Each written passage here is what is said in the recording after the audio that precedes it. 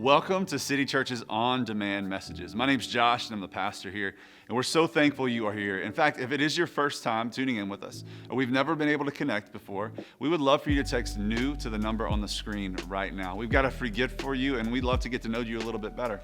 Also, if you need prayer, text NEXT to the number on the screen as well. We would love to pray with you and for you. We believe that deep down inside of every single human being is this desire to know others and to be known by others. We all want to have friends. We all want to have people that we know are for us no matter what, through thick and thin.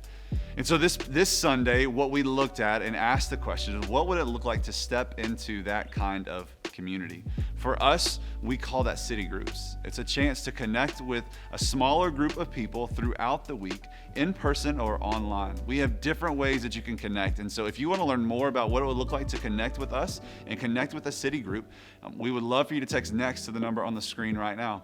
As we watch this message, we hope you are encouraged to connect wherever you are, to know others and to be known by others, because deep down inside, that is the life and the rhythm that God has for us. We hope you're encouraged by today's message. I love it. All right. So I remember the first time that I realized that I needed a friend, not just like a superficial friend, someone who was with me, who was for me. I was 17 years old, and I just learned that my basketball coach, who was like a mentor to me, was going to be released from the team and removed from the school because of an inappropriate relationship with a high school student. It crushed me. So I remember sitting in a conference room and hearing about this. He was telling our whole team this, and as he was sharing this with me, our whole team got up and would shake his hand, and I just walked right past him. And I went to the closest bathroom, and as he was announcing this to the whole school, I sat on, as a 17-year-old all-state basketball player, I sat on the bathroom floor with in a ball and just cried. And not like tears, like ugly cried for about an hour. And then all of a sudden, the door opens. Now, if there's anything that a 17-year-old guy in high school does not want to happen, is the door open in the bathroom while he's on the floor crying, right? And so the door opens, and it's one of my friends who's become one of my best friends. And he walks in. He doesn't say a word. He just sits down. And I cry probably for another 2 hours. He never says a word. Never says a thing. He just sits there. At some point, we got up. Didn't say when. He just kind of followed me out. We got up and we walked out, and it was in that moment, for the first time ever, I had felt incredibly vulnerable, but also had realized that there was someone who was for me. We all want that. We all want that, and I think it's that deep down inside, we were created. Whether you follow Jesus or not, you could probably agree we all want those kind of friends, and you and I were created to know and to be known. Know and be known. Know and be known. We don't know people, and we want people to truly, truly know us and know that they are for us. Well, we would all agree on that. In fact, I think God put that inside of us. But we live in a culture that encourages isolation. Right? I mean, even past like the pandemic and quarantine and all that stuff, before that, 100 years ago, a house that was built had a massive front porch. Now, 100 years later, houses are built with massive back decks.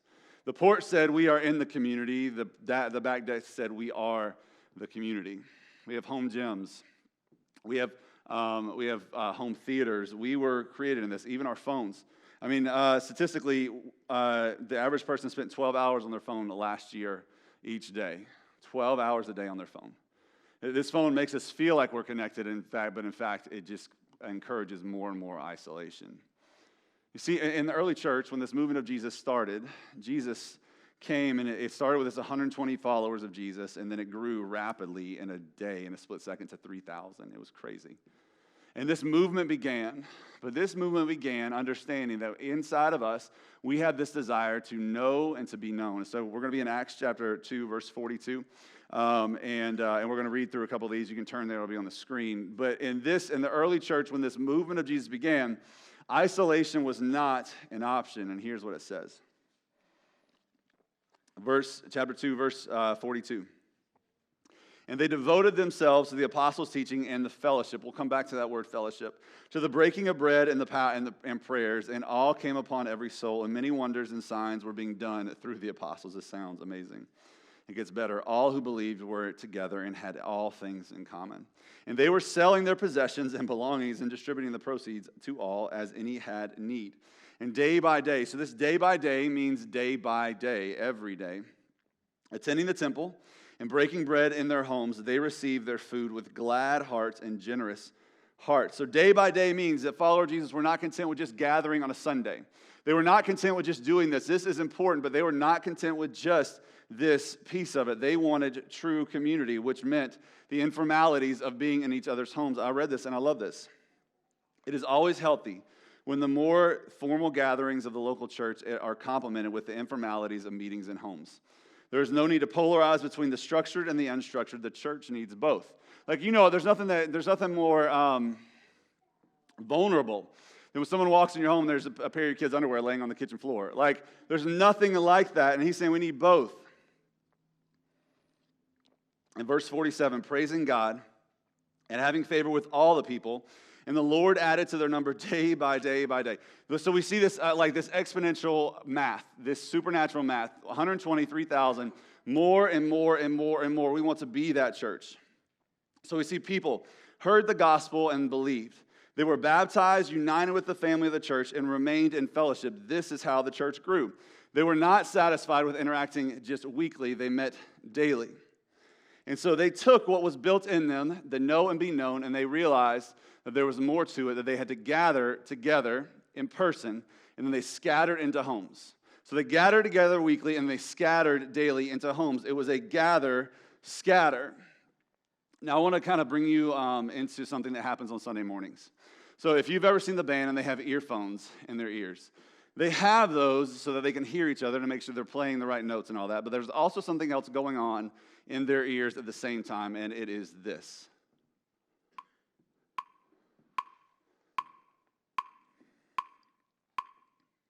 So this is the click track. So this is the thing that keeps the band moving at the same pace, on rhythm. How many of you are annoyed already? Good, okay. So imagine this, that deep inside of all of us, God created a click track. Know, be known. Know, be known. Know, be known. Come on. Know, be known. Know, be known. You can do better than that.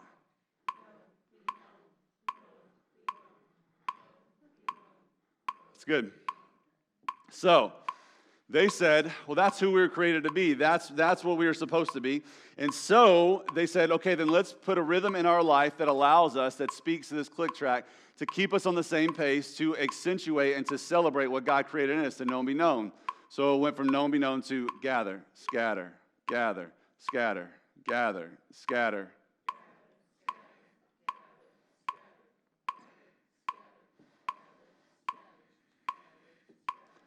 It's fun, right? So, the question you're asking is, what happens when you get off the click track? Well, I did that 3 weeks ago on stage. So I was playing on stage, and the band was with me, but it was just me playing at that point, and I got off the click track. Now, if you get off the click track, it is incredibly annoying, and you panic in your mind. Nobody outside knows what's going on, but the people closest to you and around you know what's going on. It's similar that when we get off the rhythm in our relationship with Jesus, no one knows it around us, and we fool everyone else outside of us, except for we're not fooling ourselves, and we're not fooling the people that are closest to us. Some of you are in complete isolation, and you think you're fooling everyone around you, but the people that are closest to you know that you are right now. And I just want to tell you, you're off the God-given rhythm that He's placed inside of you. So what happened? So in that moment, I knew that I had a drummer that was about to play that could get me back on track. Now, I'd give Patrick a hard time, but he's one of the most consistent drummers I've played with in 15 years. So as I was playing and off track, off click, I'd pause for a moment, and Patrick started playing.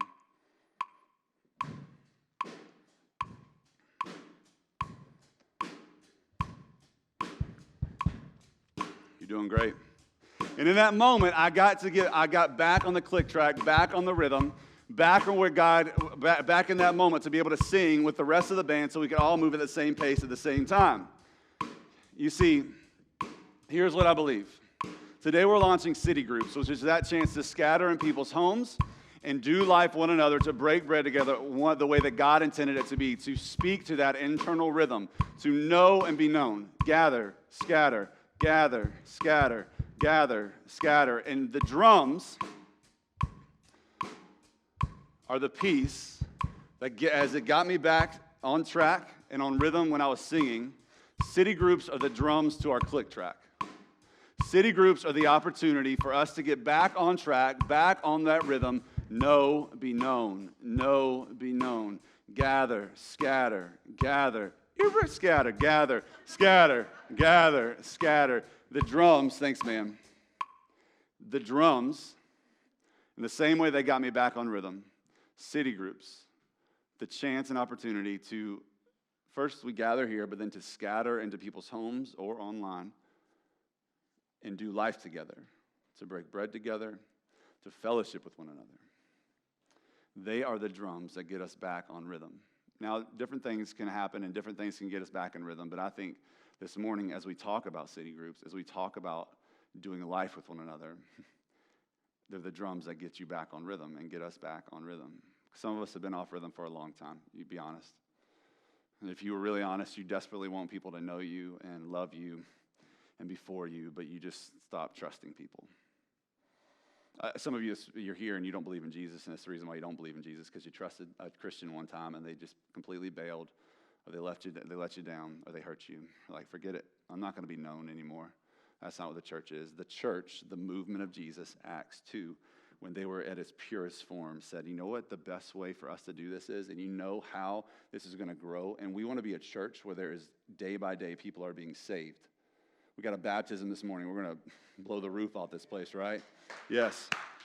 But we want more. We want more. We want more. I'll just tell you, our goal and what we've been praying since January 1st is that we would see twice as many people baptized in this year that we did last year. And I'll be honest with you. I think some of those will come from here. But even this story here doesn't come from the stage. It didn't happen in this place. It happened in a relationship where two people decided, I'm going to know you and allow myself to be known. I'm going to be vulnerable. That is the click track that God created us in, and that is the opportunity that we have today to step back into. Because city groups are where we move from crowd to community. City groups are where we move from the safety of this to the vulnerability of community. But it's truly where we grow and become more like Jesus. Check out Wesley and Amber's story.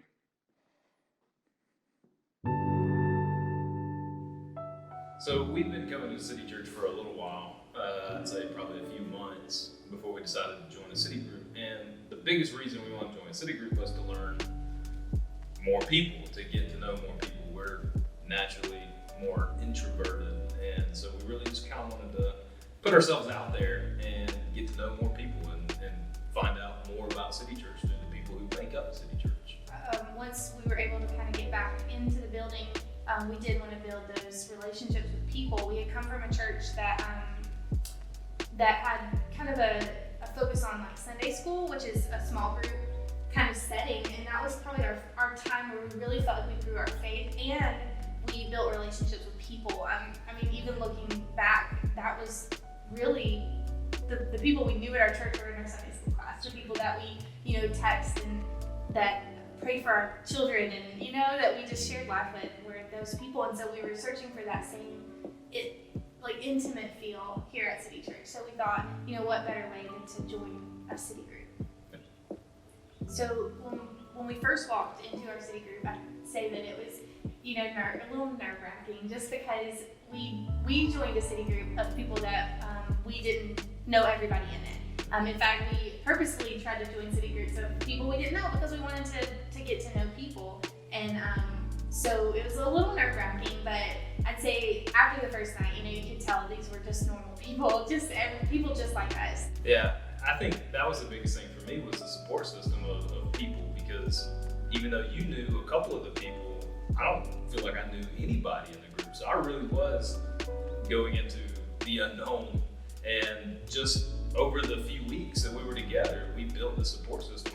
And right now I feel like if I had any kind of trouble, I could call on any of those people and know that they have our back. They're praying for us and they're with us no matter what. I would encourage someone who wants to join a city group or is on the fence about it, just to kind of dive in like we did, because I would say it's been the best thing that we've done since coming to City Church. We love Sunday worship. We love gatherings. We love, I love serving in City Kids. It's definitely up there on the list, but I'd say joining a city group it really opened us up to just having that opportunity to build others up and to just get to know other people and just share your faith, share your troubles, share your successes, and I don't know, just build that relationship. Even just having a meal with people in our church, it just means something. And I feel so much more connected and so much more just loved on than I did when we were just coming to Sunday gatherings and sitting in a seat and enjoying worship and enjoying the message. It's just something more.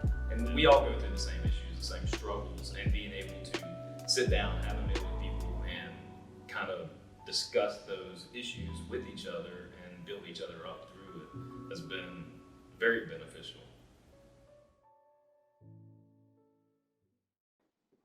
So the word that I and our team have been praying through, that just really been focusing on this year, is the word transformation. This idea is a complete renovation, a complete change.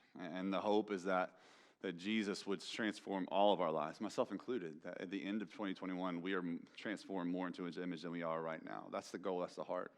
And I think that city groups are the way that we accomplish that, because we want you to grow.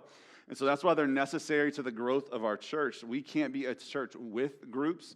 We want to be a church of groups. There's a difference. We don't want to be a church that just offers groups and just try it out if you want to.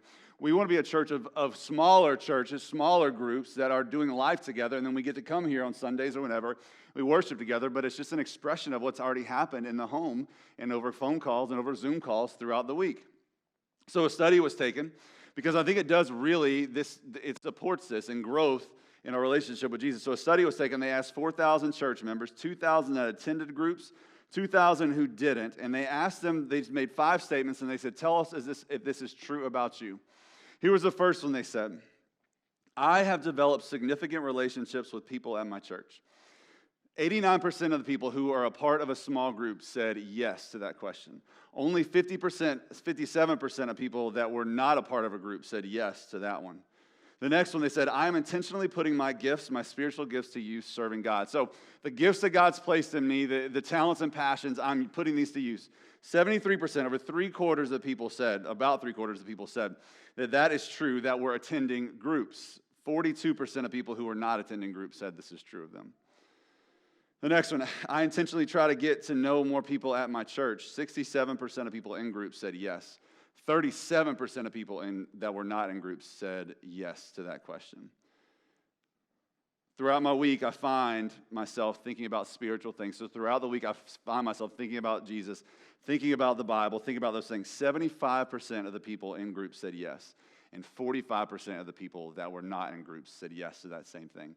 The statistics speak for themselves. When we are in groups, it is just this boost to help us grow and become more like Jesus. And for some of us, it's not even a boost to become more like Jesus. It's just a boost to find out more about Jesus, to learn more about Jesus. Because if you're here or you're watching online right now, city groups aren't just for followers of Jesus. It's for all people. If we're a church that is for all people, then our groups are for all people. So it's a space and a place to bring your questions, your hardships, and your celebrations, and to do life with one another. But we see that if transformation is the goal, then the percentages don't lie, that groups are a better way and a better avenue to experience that, to experience those things. Because it's difficult to grow spiritually if you are not connected relationally. And the deciding factor of churches that were on mission and not on mission, and we want to be a church that's on mission, was if they had healthy groups. If there were smaller groups of people meeting. And we want to be a church that awakens the soul in the city. And so the way that we do that is to be a church of small groups or city groups. Because city groups are where we move from association to participation. It's where we move from just being associated either to the faith or to City Church to actually participating in what God has for us. This isn't a ploy to get you to serve and be a city builder and serve at City Church, although afterwards let's talk because we'd love to have you serve at City Church, okay? I'm not saying that. This is greater than that. When you look in Acts chapter 2 and you see the movement of Jesus that grows exponentially, it was because they were doing life together. And that allowed them to I'm not just associated with this Jesus, I'm participating in what he is doing in my life and the lives of those around me. And individually, I want to be that. I don't want to just be associated with Jesus. I want to participate in what he's doing, how he's moving in my life. And the best way to do that is to have a few guys or a few people or a few couples walking alongside my wife and my marriage and me personally saying, how are you doing? How's this going? You can do it. I'm with you. I'm for you. That stinks. I'm sorry. Let's walk together. That's how we participate. So city groups are where we move from association to participation. Now, last year, this thing happened, and it was called a pandemic. I don't know if you've heard about it or not, but it's a thing, and it's still here, which posed a little bit of a problem and a challenge. I mean, even for us as a church, for 3 months, we gathered online. And so the other challenge is how do we, and some of you are watching online right now, how do I connect when I feel isolated at home? And so we did something, we launched something, we said, okay, we're going to launch in-person groups for those who are comfortable with meeting in person, but we know there's a lot of people that weren't then and that still aren't now. And so we said, well, we also are going to do online groups. And so I led an online men's group. And I've been a part of about 10 groups in my life in the church, in church life, and I will say this is one of my favorites. And so I decided to talk to one of my friends who was on that group with me and just kind of have him share his experience of what it was like to be on an online group. Because for some of us, there's no way I'd do an online group because it won't be personal. And so his story is incredible. And so check out Ashton's story.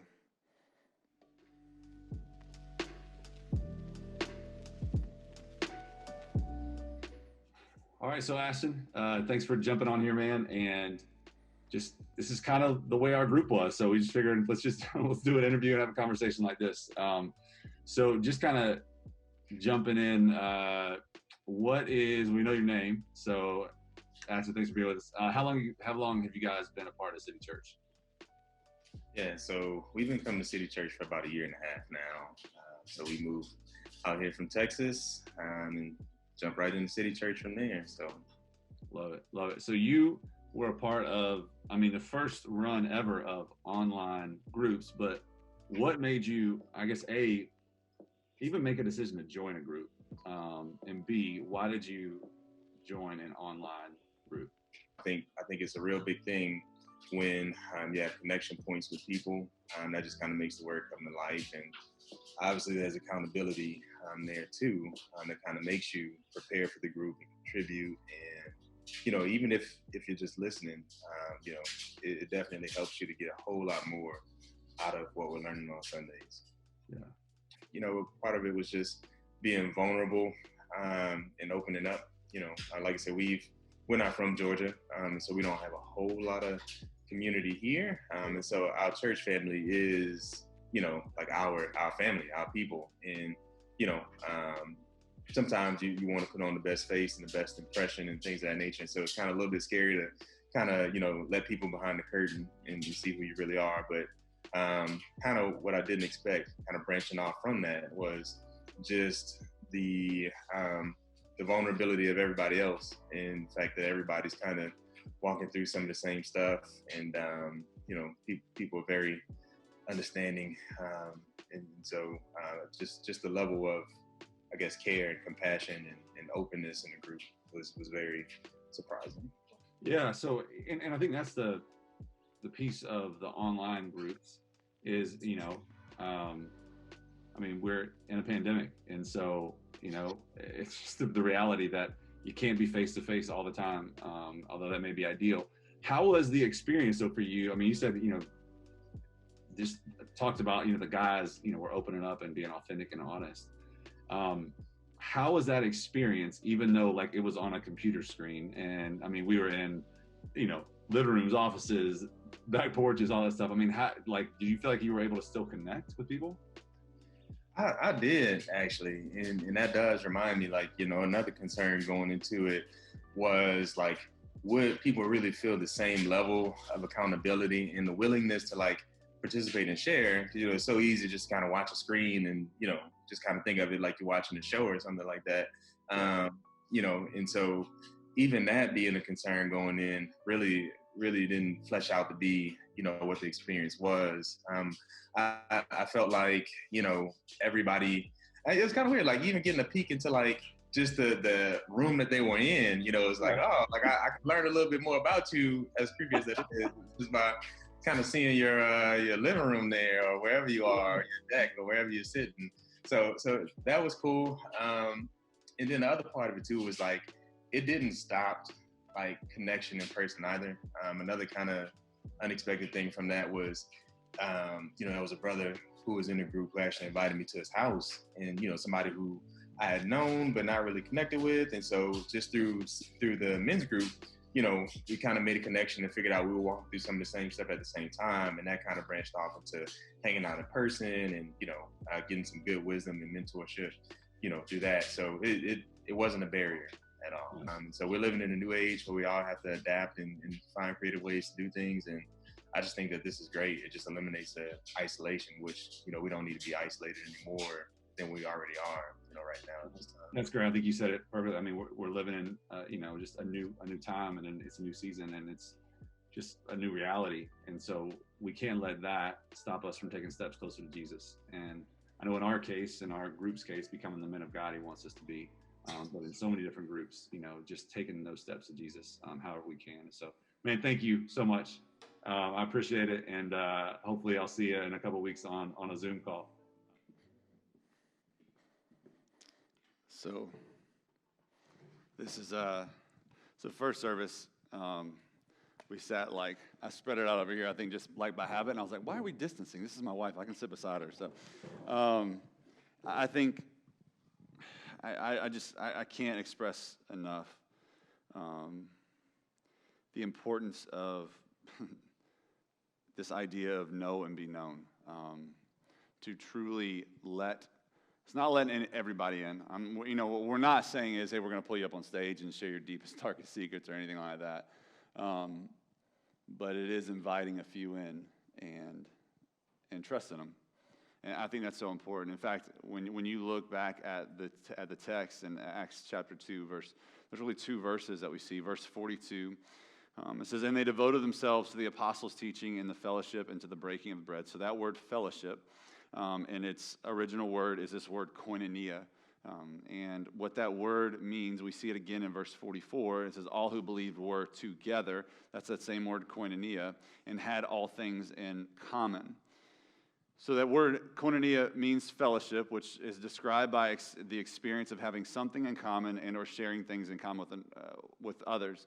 It describes the active joint participation, cooperation, and or sharing in a common interest or activity. And what I love about the word and the tense of the word is the tense of the word actually means it's ongoing, occurring over and over and over again, which is day by day, again and again and again.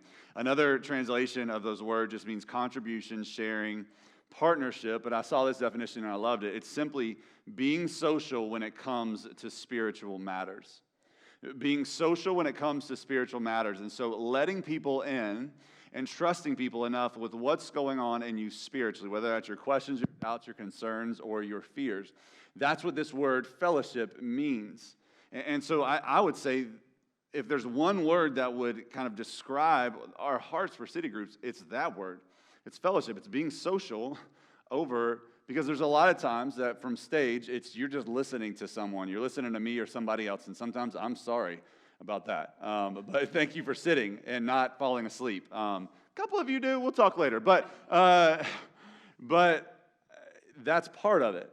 But there's this other part that's got to be face-to-face, doing life, and that social aspect of it over and about spiritual matters.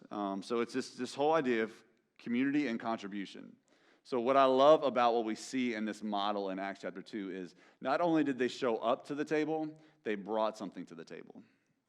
And maybe that was food. There is food involved in city groups, but it's also possibly your problems and your concerns or your joys and your day, whatever that is. That they didn't just show up to the table, they brought something to the table. And so our heart is we want to look at the book of Acts and learn and pull things from it, and that model, because if we're a Jesus movement at this point, ain't nobody calling Acts 2 a church. It was just the movement of Jesus, and so that's what we want to be. That's what we want to go back to. So how do we do that. So this is my wife, Lauren. She leads our city groups and has done a phenomenal job, actually a historical job this year. We have more groups than we've ever had in the past. 12. Yes, 12. And so walk us through. Okay, so we've kind of given some ideas, and hopefully we've maybe persuaded you some, like you need this in your life. So what does it look like moving from here? Yeah, so as we all know, the last semester of 2020, it was just an adventure. We had to figure out how to do life in a pandemic, how to do church in a pandemic, how to do city groups in a pandemic. And, we learned some things, and some things worked, some things didn't. So as we move forward into this semester, we just asked, how can we continue to make these even better? And do these groups line up with our values? That's good. So Yeah. one of our main values here is to be for all people. We want to be a church that's for all people. So when we were looking at city groups, we were like, okay, are these appealing to all people? Are they appealing to married couples? Are they appealing to individuals? Are they appealing to old, young, families with kids, families without kids, blended families, the believer, the non-believer?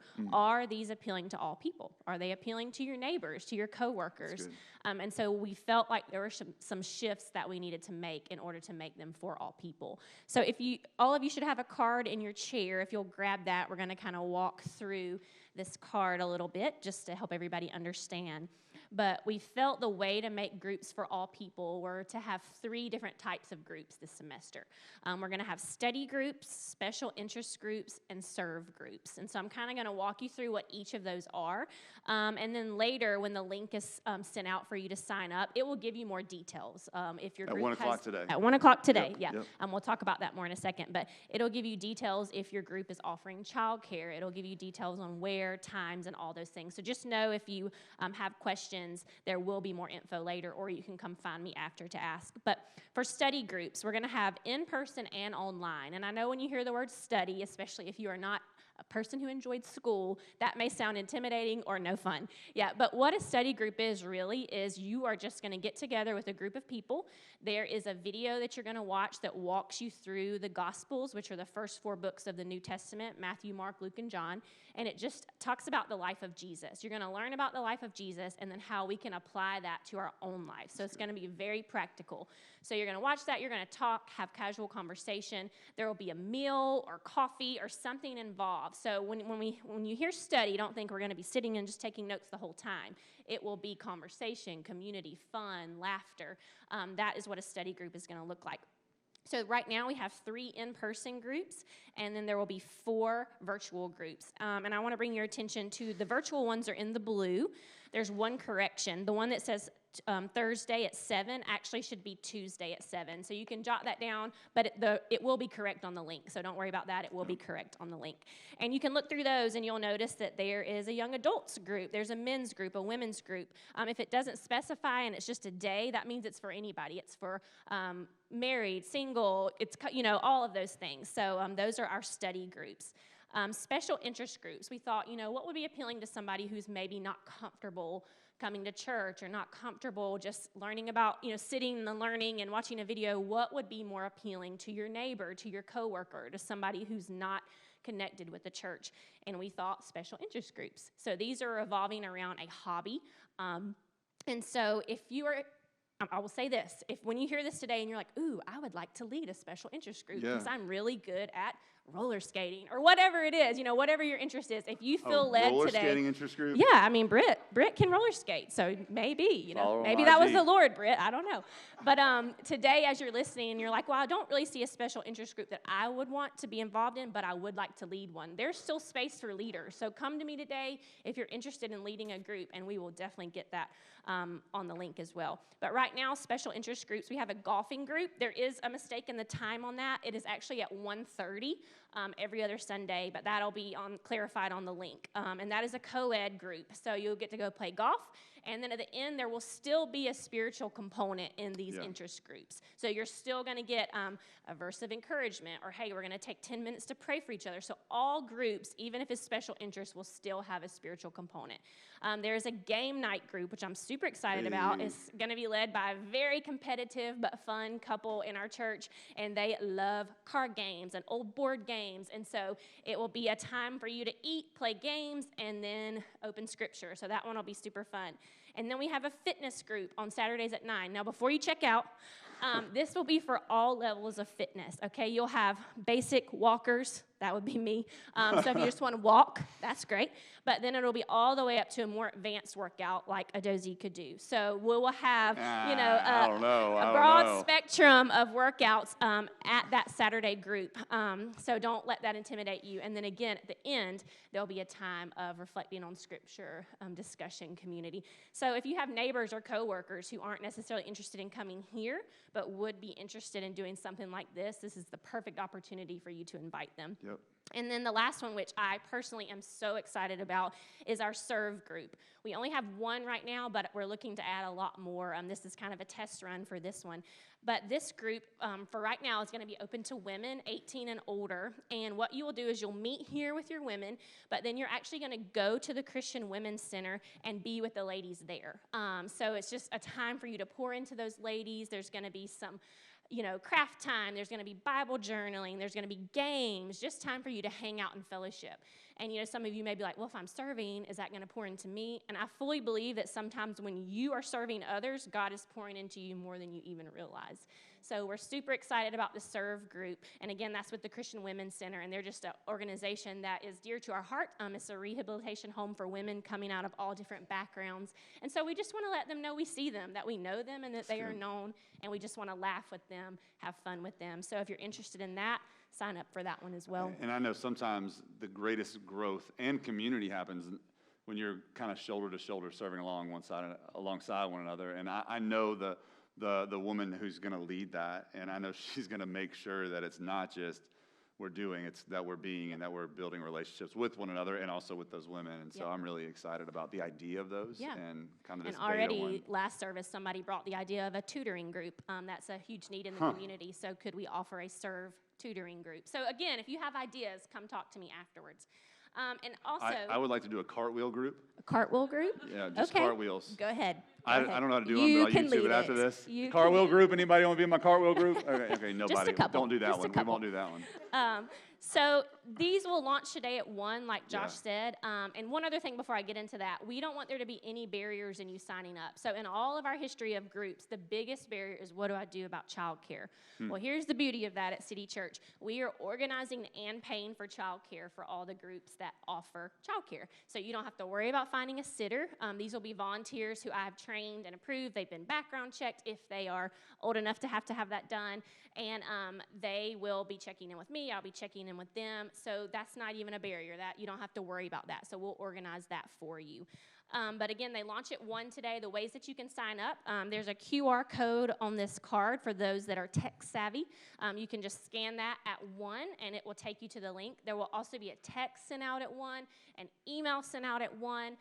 And a carrier pigeon as well. Carrier That's pigeon it'll as come to well, your yes. house. It's going to be So really cool. there's so many ways that you can sign up. And if you are confused or you have questions later today, you can email us, you can contact us, and we'll help you. But I will say, go ahead and look over these and sign up as soon as you can, especially in-person groups. Due to COVID, we do have to have limits on those. Virtual, go crazy. It can be, who knows how many we'll have in those. But the in-person ones, please go ahead and sign up for those.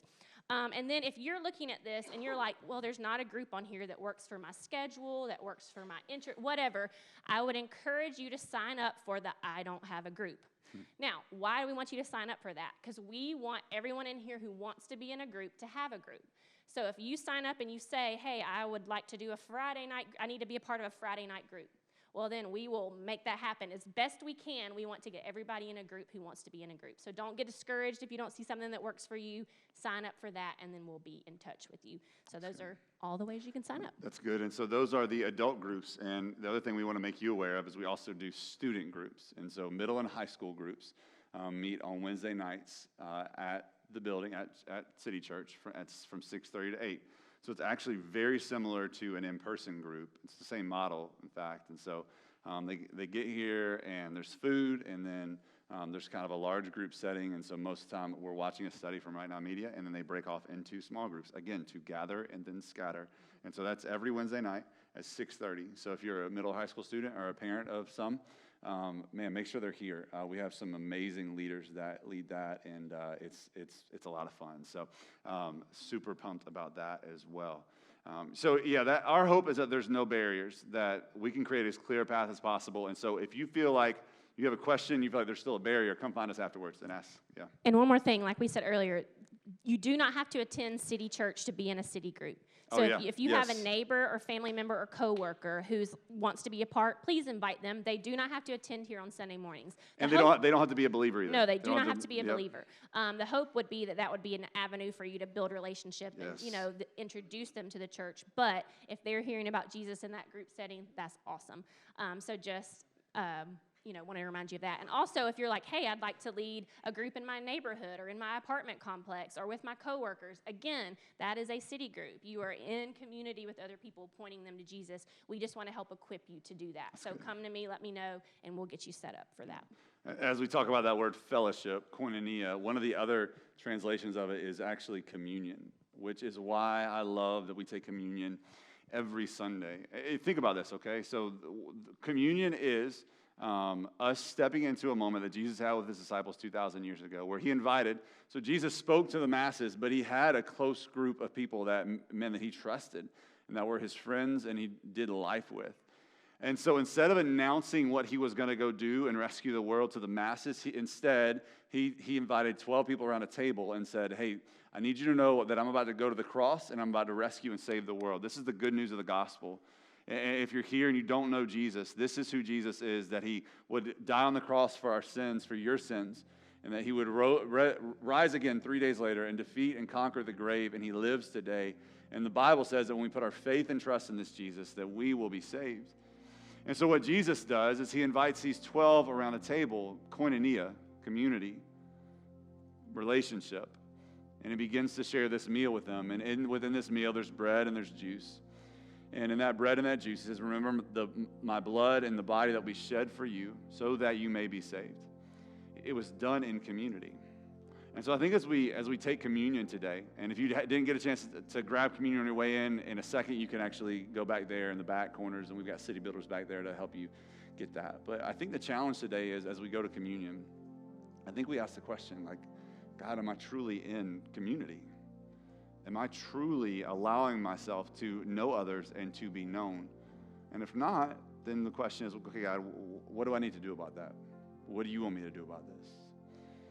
And if you're not a follower of Jesus and you're here, we encourage you not to take communion, but maybe ask that question, is the reason and what I've been missing this entire time is that community and that belonging and that relationship with Jesus first and foremost. And the beautiful thing is when you put your faith and trust in Jesus, you also get his kids. You also get his family as well. You get a big family. And so this morning, as we take communion, let's ask ourselves a question. God, am I truly in community? Am I truly scattering? Am I truly putting myself in a position where I can know others and be known? And if not, God, what do I need to do about that? So over the next few moments, I'm going to pray for us actually, and then we'll take communion, and then we'll continue to worship. God, God, it is challenging. God, it's challenging for me to be vulnerable at times. And God, we don't live in a society that's going to encourage that, but your word and your spirit does. And it's who you are. And so, God, I pray that in these next few moments that we would believe that no matter how many walls we put up, and no matter how much trust has been broken in our lives, God, that you can restore all things. So in the name of Jesus, would you restore that broken trust in you? In the name of Jesus, would you break down those walls and allow us to be known? God, will we allow ourselves to be seen by you, and first to know you, and then open ourselves up to be known by others? In your name we pray. Amen.